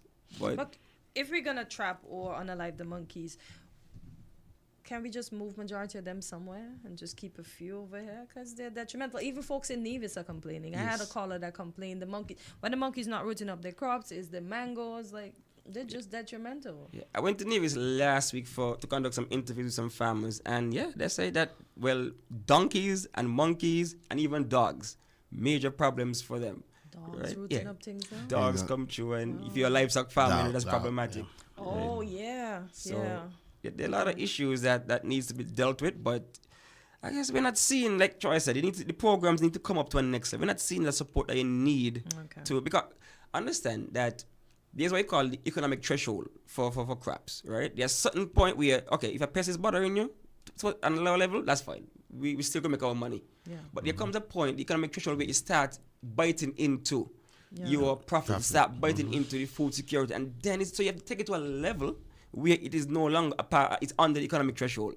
So let's get them down to that level so that the farmers can do what they need to do. Exactly. Yeah, instead of just doing because they're not anything. contributing to anything but It is being not. a nuisance. The meaning of invasive means they don't belong. Exactly. So they're messing up the ecosystem. It's out of balance. I thought they were originally from here until somebody told me no, they're not. Somebody brought them as Keep pets. move on. Yeah, they keep moving on them boats, man. Yeah. Right, and we've been havoc ever since. And you heard about the population, what, 2 to 1, 3 to 1. Like it's a large population. You know, first I used to say, once you stay on your farm, you will be able to control the monkeys.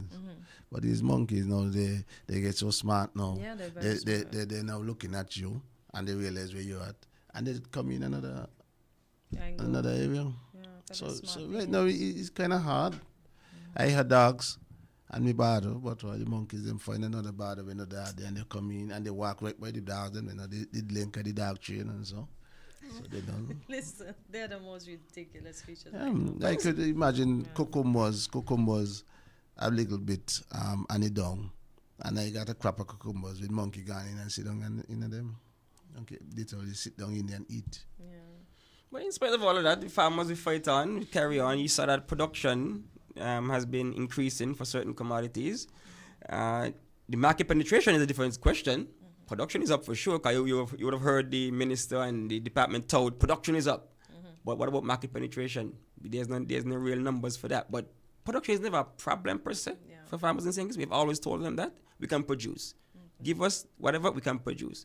But it's about getting the market penetration and those kind of things. That's a major problem that they face. Because sometimes a farmer will tell you straight up. Like I had an interview with a farmer 2 weeks ago.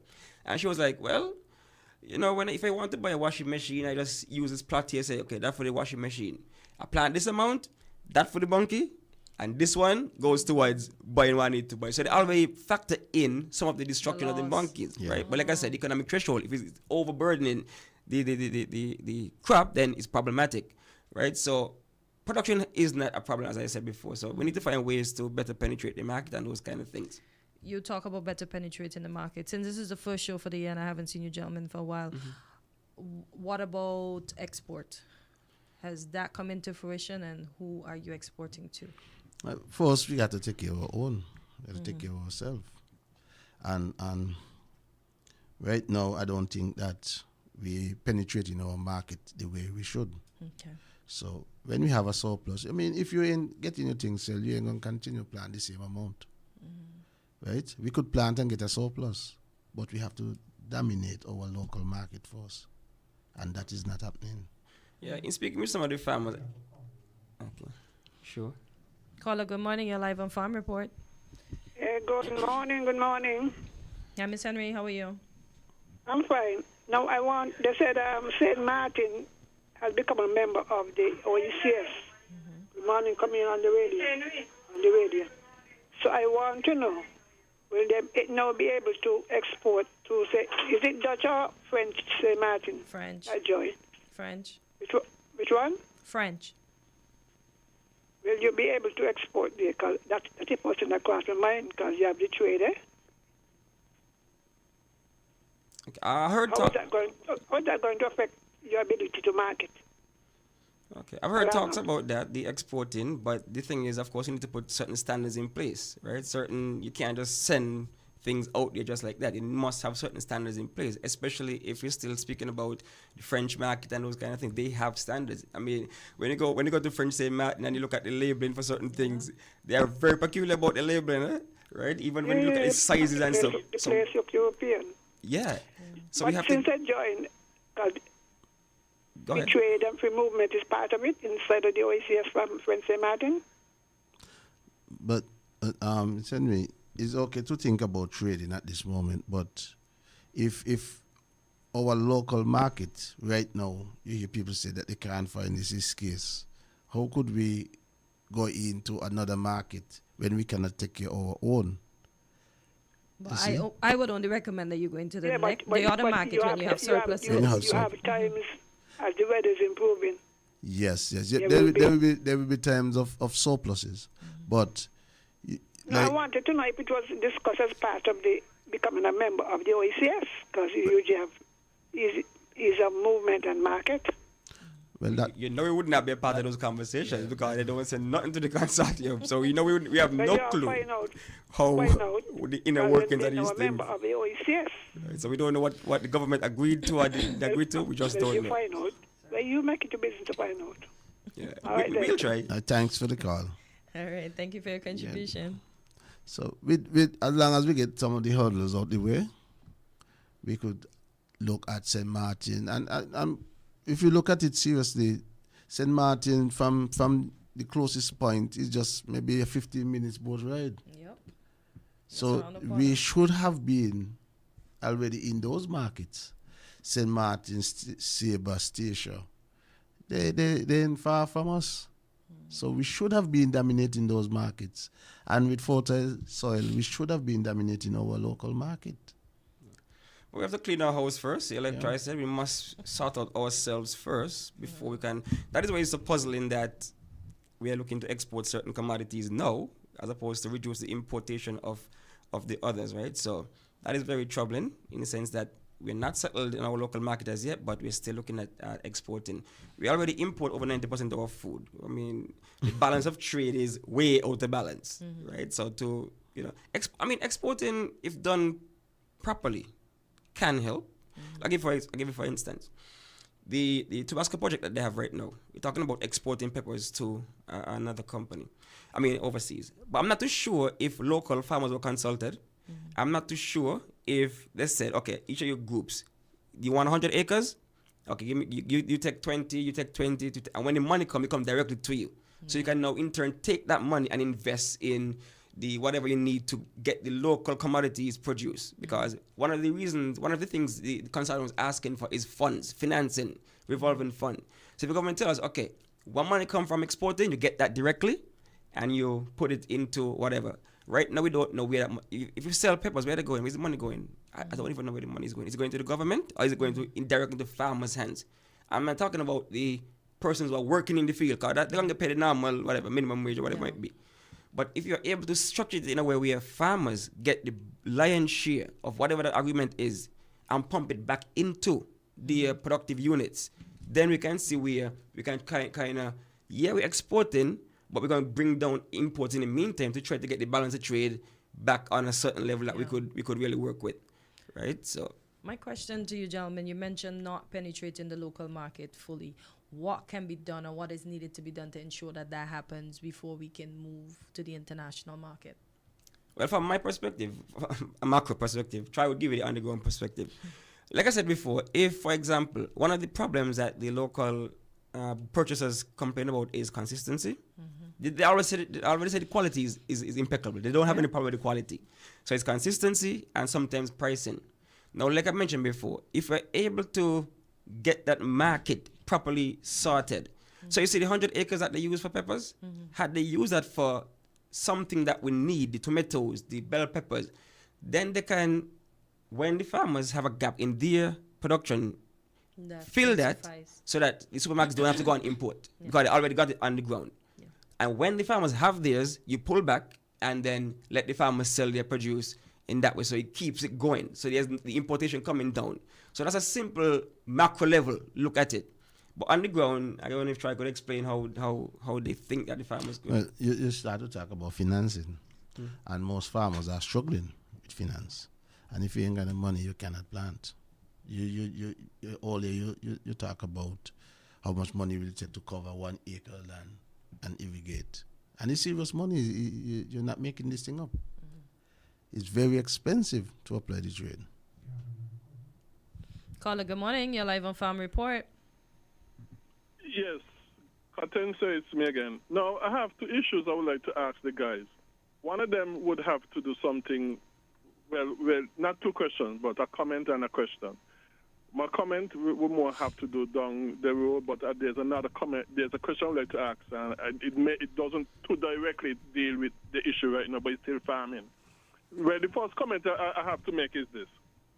I have a link saved up, and as you all talk about animals and so destroying people's crops, I have a link saved up from YouTube, and it shows where some people have now made some very innovative scarecrows and wires, springs, and that sort of stuff. and have them looking like ghosts and moving like ghosts in the wind and that sort of stuff. And they said they're very effective. They said they're very, very effective. You know, because when you see them, you think, as a matter of fact, before I knew what was going on, as soon as they first started to show them, I think they were ghosts. That's number one. Number two, what might not have to do directly with what you all are speaking of, but still have to do with farming and agriculture, is concerning the matter of Tess Roy, who has been complaining about his issue for a very long time. Do you know if his issue has been solved? I haven't heard anything for some time now. Do you know if his issue has been solved? Because the consortium had promised to help him with his situation. Thank you. Thank you. The last question, Cash Roy's situation is a work in progress. The ministry did something and they stopped. So the situation ain't improved much, but it's a work in progress. As it relates to the scarecrow thing, I mean, you said you mentioned the problem, because you said at first you were scared, you thought it was a ghost, but eventually you got used to it. Same problem with the monkeys and those kind of things. You could have these fancy things. First they're going to say, okay, you might be scared, but then they realize, he ain't moving, he ain't coming to me. I could do this, I didn't do that. Yeah. Because growing up, my grandmother used to get a lot of scarecrow when she grew up, right? We get old clothes put on, hat and them kind of stuff.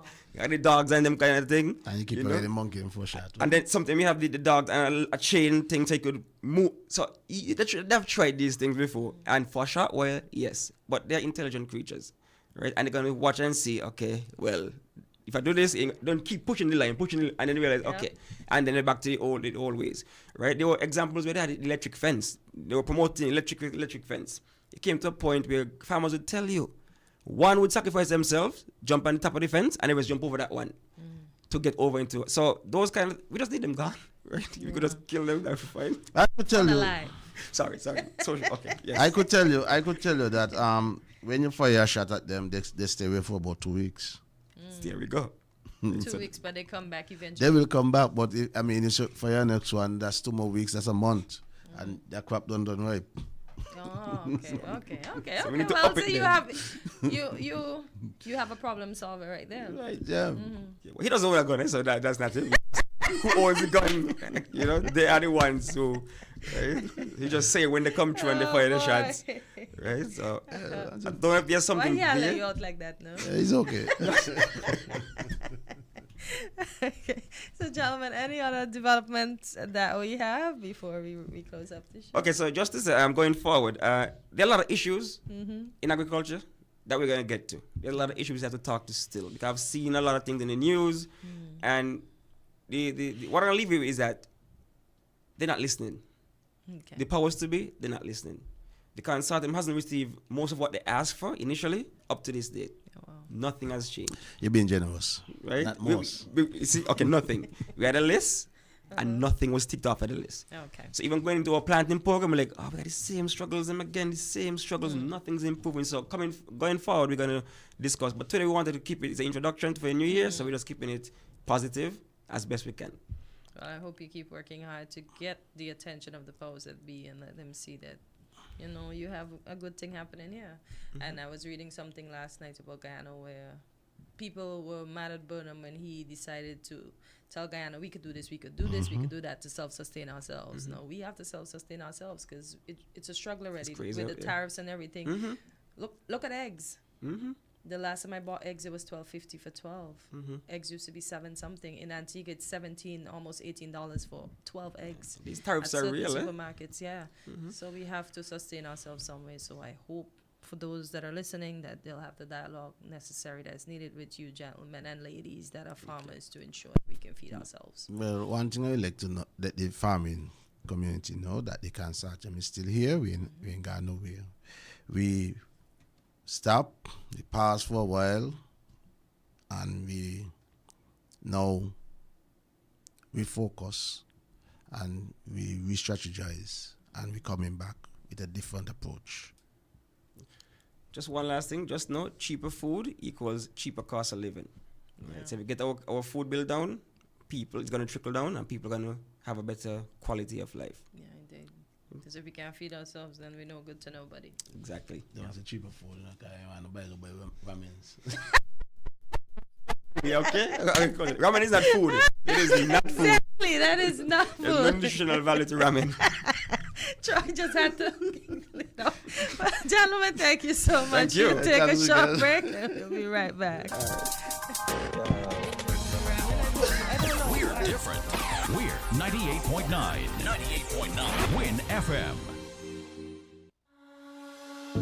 Let's stop child sexual abuse. The age of consent is 16, yet our 15, 14, 13, 12, 11, and 10-year-olds are becoming victims of sexual abuse and exploitation, which is being forced into sexual activity before they are old enough to decide. This causes mental, emotional, and physical harm to our children.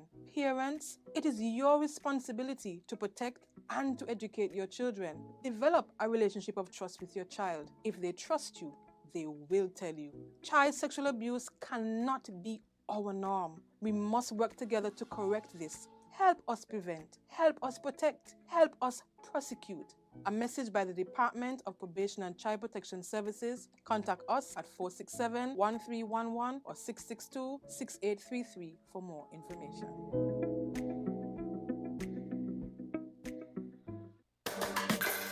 Be the natural you with Fruta. So fresh. The juice with the great flavor. What? Not nice like Fruta. The best juice come from the nature. Where fun and flavor collide. Perfect thing for nice up the vibe. Live Fruta for you, that's my style. With Fruta every sip liver smile. Live Fruitaful. Look for us on the shelf with our new packaging. Enjoy 100% natural juice flavor. It's so fresh. Live Fruitaful with Fruta. Voices has a new time. Starting Friday, January 24, tune in from 10 to 12 on Mondays, Wednesdays, and Fridays for Voices right after Island Tea on Win FM. Money Matters with Dr. Terrence Martin moves to Monday afternoons from 1 to 2 p.m. Inside the News on Saturday mornings, now 10 to 12 noon. Tune in to Win FM 98.9. Log on to winmediaskn.com and our YouTube, Facebook, and Twitch pages. And let's go. Keep up with the news on our website and by following our Win Media SKN channel on WhatsApp. Message your comments or call Win FM at 466-0989, 662-0989, or call our U.S. numbers from anywhere, 718-285-6984, 305-921-4619, and call our sales office at 466-9586. Voices, now 10 to 12 a.m. Mondays, Wednesdays, and Fridays. Money Matters, 1 to 2 p.m. Monday afternoon. And Inside the News, Saturdays, 10 to 12 noon on Win FM 98.9. You ever hear Earthquake call and say, "Hello, Miss Lee, yes, it's me, Earthquake, I come in Tuesday around 10? No, sir. Earthquake does arrive unannounced, and when it come, it shake all sense and sensibility out of we. Remain calm, stay inside, and do the DCH. Drop, cover, hold on. Once the shaking starts, you know it's earthquake. Make a quick move to a safe place. Don't run to the doorway or any exit. Stairs might block up or full of people. Elevator, avoid that, because you might get in and poof, power gone, and you're stuck in that box without ear.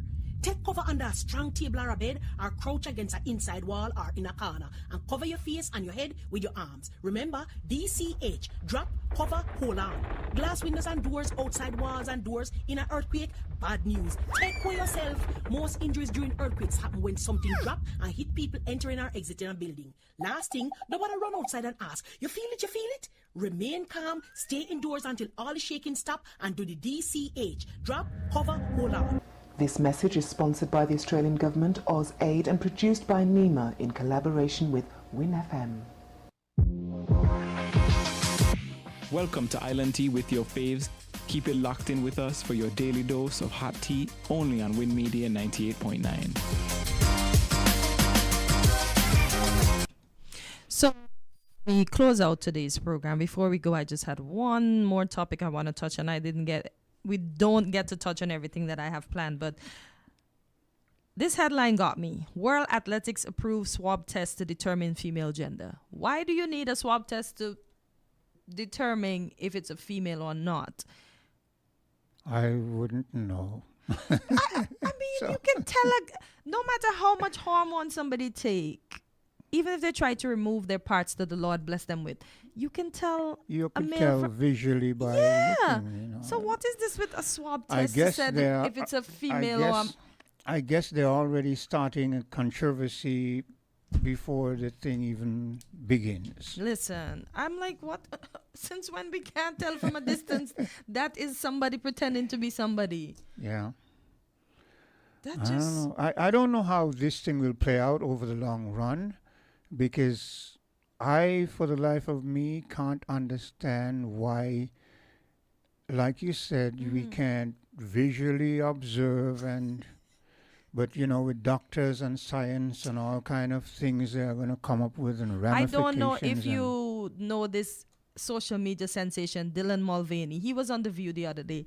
And I'm looking at him and I'm like, you're a guy no matter what you do. And I don't know if it's because I know he's a guy, but he doesn't appear to look like a full-blown woman to me. No, he tried his best. The doctors have tried their best if he has done anything to his face or whatever. But he's still a young man. Well, visually, I'm a man.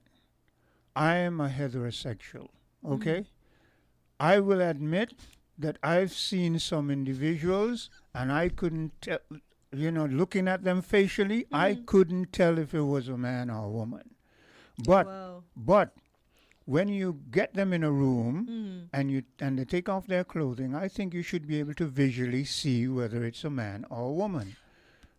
But I guess because they don't want to impede on all of that or have to go through all of that, they say they're just going to do a swab test. Who's going to give you a swab test knowing that they're not of...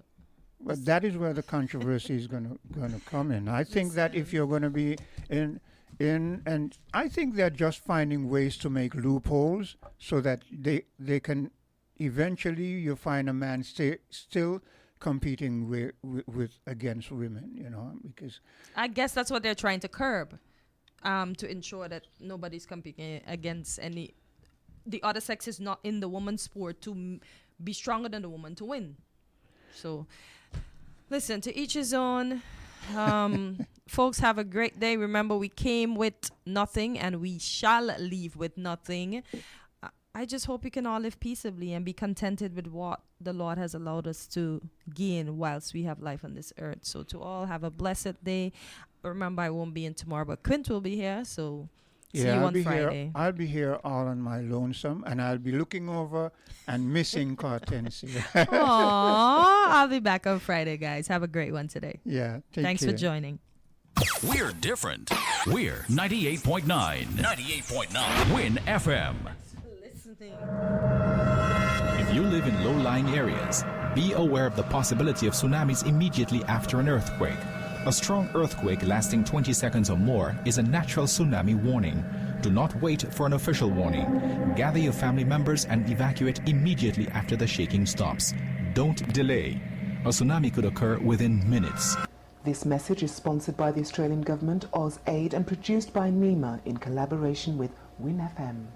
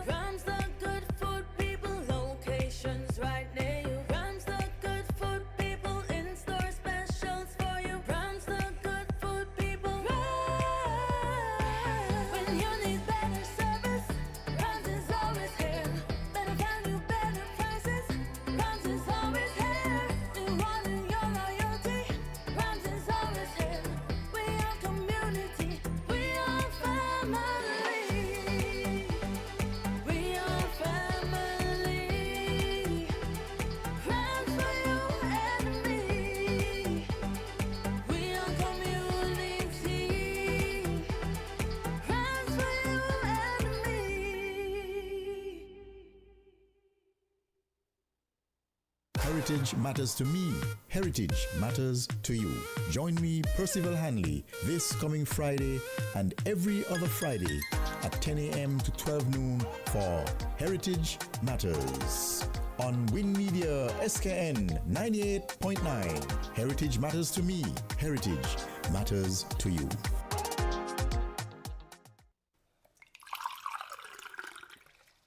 Hey, have you heard about the water shortage in our area? Yeah, it's pretty serious. I've been trying to conserve water as much as possible. Me too. I've started taking shorter showers and turning off the faucet when I brush my teeth. Well, that's great. Another way to save water is to fix any leaks in your house. Oh, I hadn't thought of that. How much water can a leak waste? A small leak can waste up to 20 gallons of water daily, which can really add up over time. Wow, that's a lot. And have to check for any leaks in my house. But another good tip is to only run your dishwasher and washing machine when they're full to save water and energy.